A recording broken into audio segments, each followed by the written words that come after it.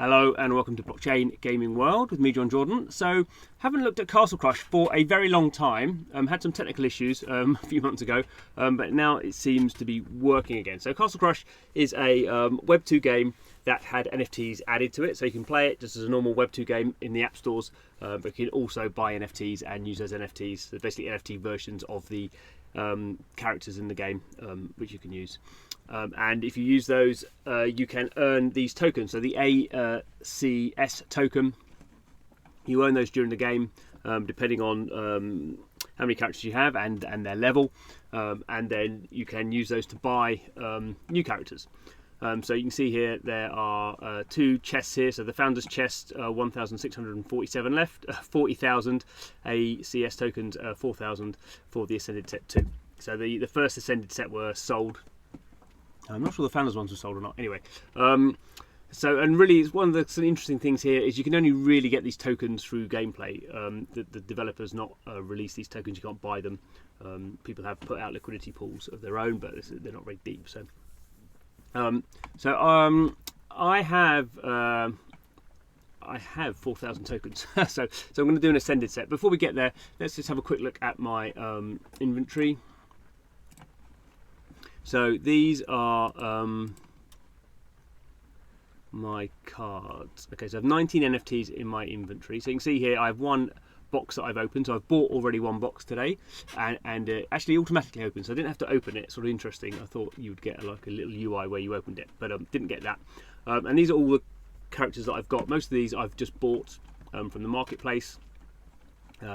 Different ranks. You can also use your tokens to rank them up. So if I wanted to rank up my Ape Pirate rank 1, I could spend 400 of my tokens to rank it up to level 2, and that would give me more Ascension points that I would win every day.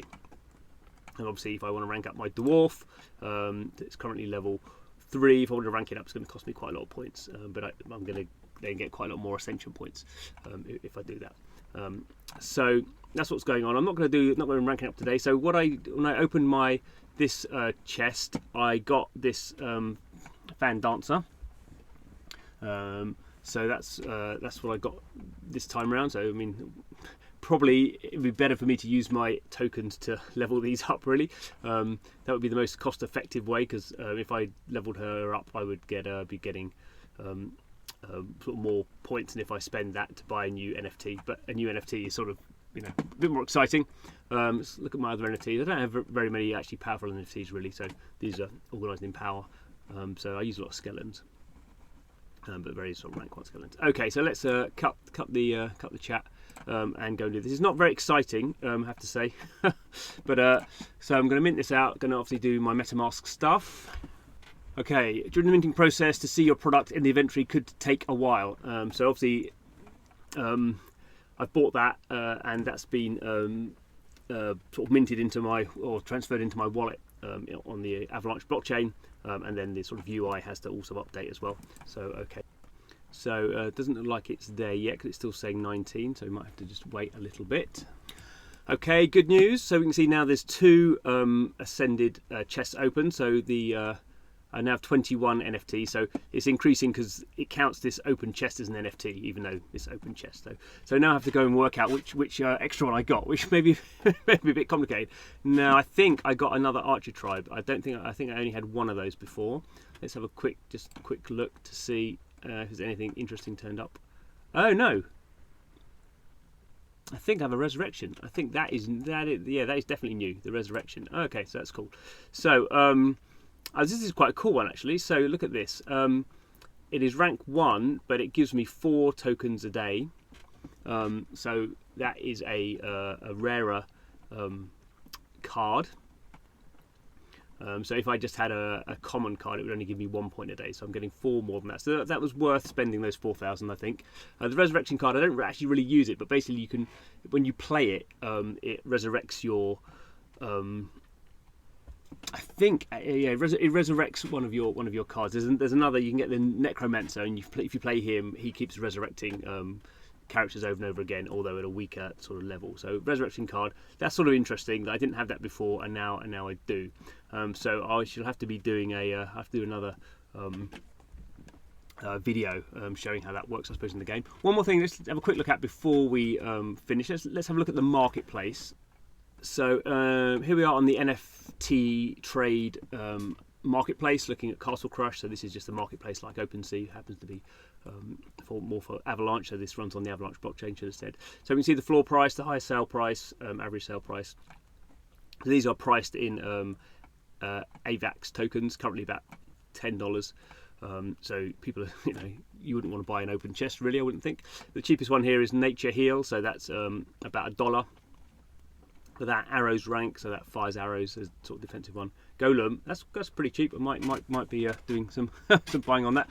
So this is one of the ones I got. Fan Dance Rank. People don't like her because she's very slow, but she's actually pretty good. She can hit multiple targets, and she's very low mana cost, so she's actually quite useful. I really like the Pirate, the Ape Pirate. He's high mana, but he's pretty useful.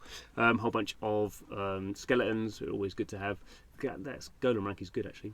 Giant Growth, so you can sort of grow one of your characters big. Now, what am I looking for?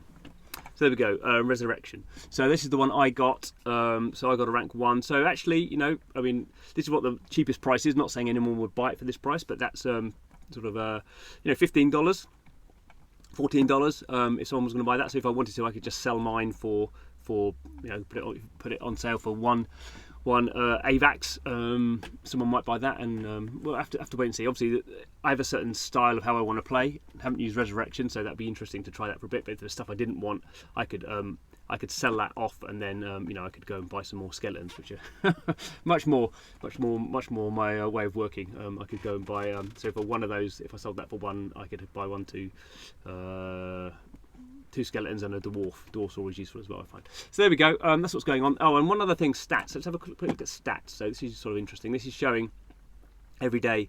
There are sales going on, so it's not massive, but not nothing. 20, 25, 26, 20 sales a day. We can go have a look at maximum, or maybe a year's better. So we can see here we've got sort of some peaks. So $100,000 worth in September last year, a year ago. Obviously. The volume's gone down a lot. So in August we did about 900 sales, or say there's about 900 sales and $17,500. So it's interesting that there are still people playing.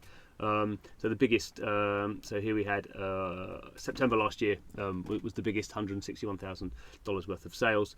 But here was the peak number of sales. Is that right?